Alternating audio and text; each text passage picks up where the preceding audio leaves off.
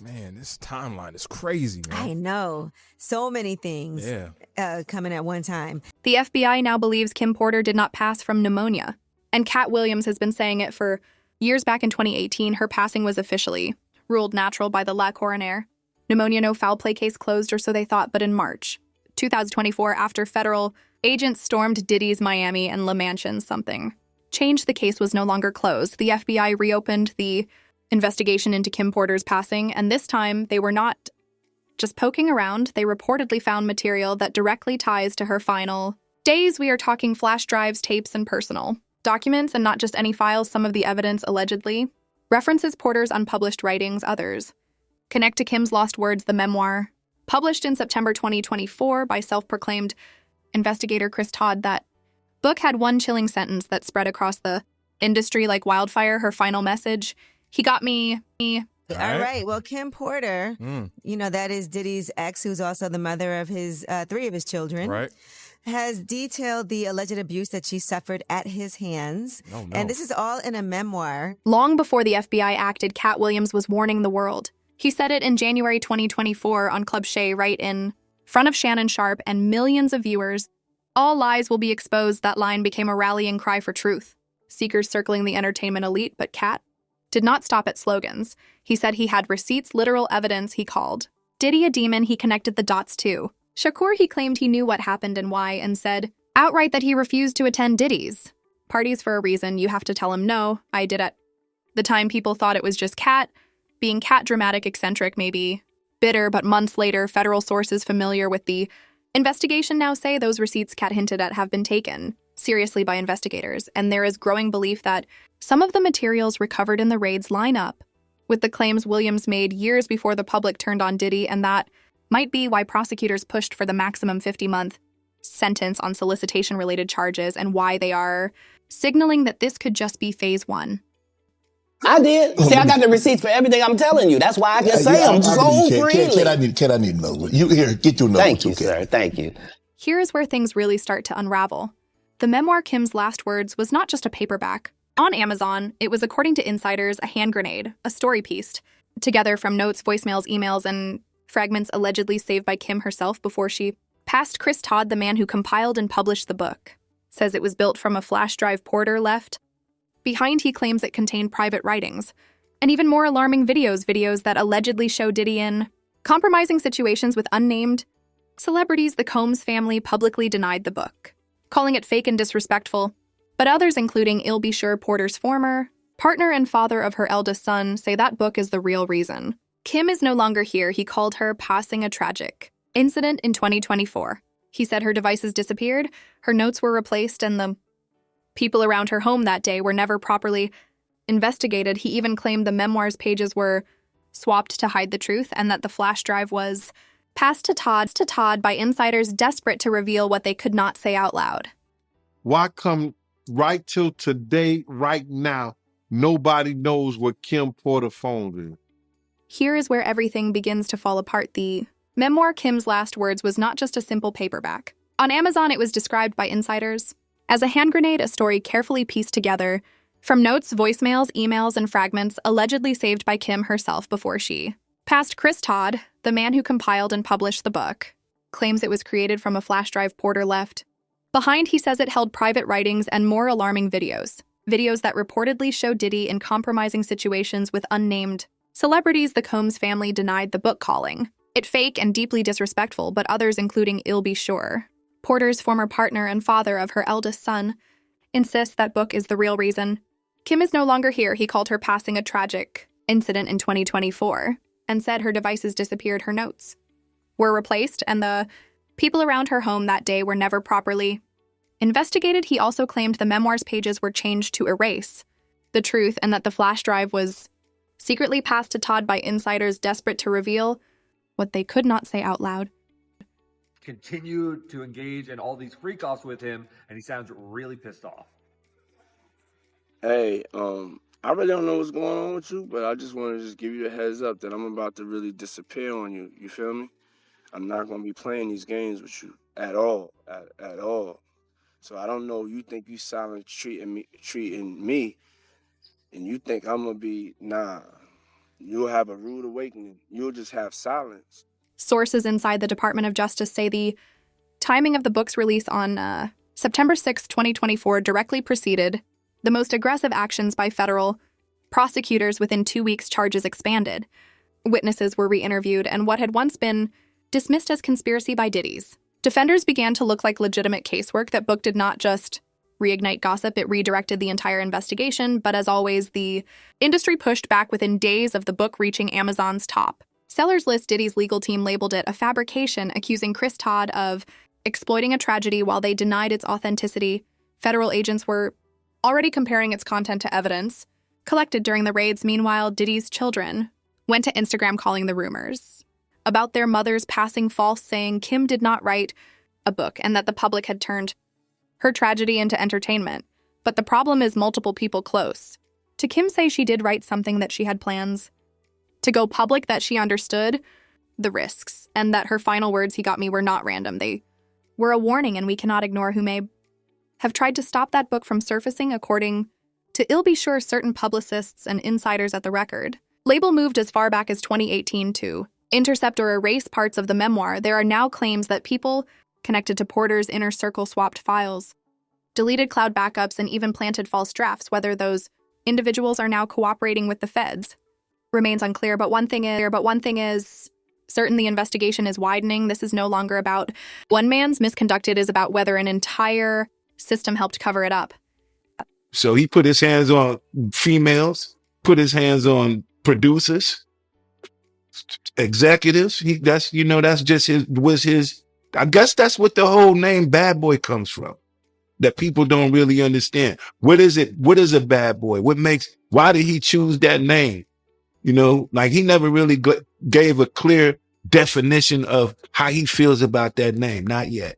Behind all of this, Katt Williams' credibility has quietly transformed. When he first made his accusations, people laughed, dismissed him, or thought he was just settling old scores. But now, after the raids, after the tapes, and after the book, his words are starting to sound less like rants and more like early testimony. He never said he was a victim. He said he was a witness. He explained that his refusal to attend Diddy's private parties was not about preference, it was about principle. And if the FBI has confirmed even part of what he said, that changes everything, because those parties, the so-called freak-offs, were never just casual gatherings. Testimony in court has already confirmed that Diddy recorded his encounters, that some guests did not always understand what they were agreeing to, and that surveillance footage taken from his properties now in the hands of prosecutors may reveal far more than compromising behavior.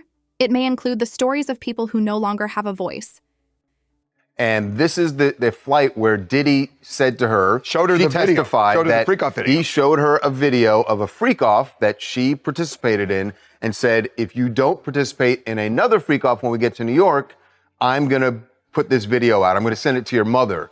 And that's coercion. She testified if it's true. to that. If the jury believed her, that's coercion. They would have cast. Behind all of this, Katt Williams' credibility has quietly transformed. When he first made his accusations, people laughed, dismissed him, or thought he was just settling old scores. But now, after the raids, after the tapes, and after the book, his words are starting to sound less like rants and more like early testimony. He never said he was a victim. He said he was a witness. He explained that his refusal to attend Diddy's private parties was not about preference, it was about principle. And if the FBI has confirmed even part of what he said, that changes everything, because those parties, the so-called freak-offs, were never just casual gatherings. Testimony in court has already confirmed that Diddy recorded his encounters, that some guests did not always understand what they were agreeing to, and that surveillance footage taken from his properties now in the hands of prosecutors may reveal far more than compromising behavior. It may include the stories of people who no longer have a voice.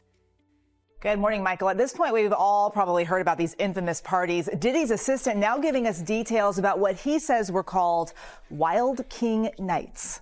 Gibbs' lost words has already set off an avalanche, but this may only be the beginning, because according to new court filings, the FBI's pattern analysis, and yes, they are officially calling it a pattern, connects Kim Porter's story to others who made similar claims over the years, claims that were ignored, dismissed, or buried. And if the book was truly based on Kim's real writings, and those writings match evidence taken from Diddy's private collection, the case shifts from coincidence to coordination.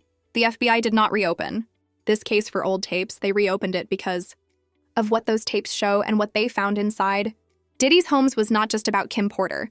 It was about a system during the coordinated raids in March 2024 on his Miami and Ella Mansions. Agents did not just seize hard drives and surveillance videos, they recovered hours of footage linked to what insiders called freak-off parties. These were not glamorous industry mixers according to trial testimony. They were elaborate, orchestrated encounters arranged by Diddy himself, where women were coerced into performing with paid participants while he watched, recorded or directed. In some cases, substances were reportedly used. In others, there was violence, and the footage does not only show what happened, it shows who was there, and the faces on those screens are what have half of Hollywood holding its breath. He was responsible for Diddy's day-to-day life, so he is able to provide a lot of information about what that life was like. He goes into detail on extensive use. He did not just dabble in these gatherings. He created them, he funded the venues, chose the participants, and in some cases allegedly arranged interstate travel under false pretenses. That is how he ended up with 2 convictions under the Mann Act, transportation for immoral purposes, not trafficking, not racketeering, but still a serious federal offense. And Judge Aaron Subramanian made it clear this was not about casual vices. He called it subjugation, reminding the court that power without restraint is not indulgence, it is destruction. And here's the turning point. Sources close to the FBI say that Kim's lost words, the memoir linked to Porter, described those same parties years before the footage ever surfaced. And she did not just describe them, she named names. The same names now allegedly caught on tape. If her writings were real, if her memory was preserved truthfully, then she may have left behind a roadmap. And that makes the effort to bury that book look far less like damage control and far more like obstruction. And speaking of Kim Porter, because you knew Kim Porter, is it true that Diddy broke her nose? Bust her nose, man. Diddy's legal team did not just call the memoir fake, they worked to make it disappear, according to public statements from Porter's children. The book was a hoax, a fabrication, disrespectful to their mother's legacy, but people close to Kim tell a different story. I'll be sure her former partner and father of her oldest son claimed back in 2020 that her original notes were stolen. After her passing, not lost, not misplaced, but stolen, swapped and rewritten, and now FBI agents are reportedly asking the question everyone else was too afraid to say out loud: if Kim Porter's passing was truly natural, why did someone go to such extreme lengths to erase her voice? You know, it was a history. When you have a history of the same thing, man, it becomes a problem. Bust her nose, man, I'll be sure has never stopped. Speaking out, he has said repeatedly that Kim Porter was preparing to expose a network, not just one man's twisted behavior, but an entire chain of enablers who protected him. He pointed at publicists he called out-label insiders and claimed several people around Kim in 2018 were working to block her from releasing the memoir. And when he pushed too hard, when he refused to let it go, he suddenly went silent in 2023, I'll be sure, slipped into a sudden coma, 48 days on a ventilator, his organs failing and a liver transplant required. He has since said that was not just a medical emergency, it was what he calls a medical silencing. No charges have ever been filed, but the timing raised questions because only weeks after his recovery, Kim's lost words leaked online, first on small forums, then as a self-published ebook. It climbed Amazon's charts almost instantly, and just as quickly it was labeled fake hit with copyright strikes and taken down. Chris Todd, the man who released it, said the manuscript came from a flash drive passed to him by an insider, someone in the music world who knew exactly how dangerous the truth could be. A very lenient sentence. So what they're asking for is this. They are saying, look, he was found not guilty on all the serious charges: racketeering, fraud, force, coercion. All of those found not guilty. He wasn't charged with, but it was part of the force issue. The only thing he's left with is the Mann Act, which is taking across state lines and paying them for sex. And still, Diddy's defenders are calling it a witch hunt. They point to his philanthropy, his influence, his support for artists, and social causes, saying the accusations come from opportunists, but prosecutors are not chasing headlines anymore. They are holding documents, timestamps, metadata, and flight records, and if those details match what Kim's lost words described, then this is no longer about parties. It is about accountability and about who else may have helped hide the truth. Diddy is going to prison, that part is certain, but whether this is the ending or just the beginning is something no one in the industry wants to face, because if the FBI's next subpoena reaches someone higher Someone more powerful, this could become the biggest implosion the music world has ever seen, and we have already seen plenty. So here's the question we cannot ignore. If Diddy is not the only one with something to hide, who is next? Let us know what you think in the comments. Who else do you believe has secrets waiting to surface? Until next time, stay sharp, stay curious, and stay out of the dark.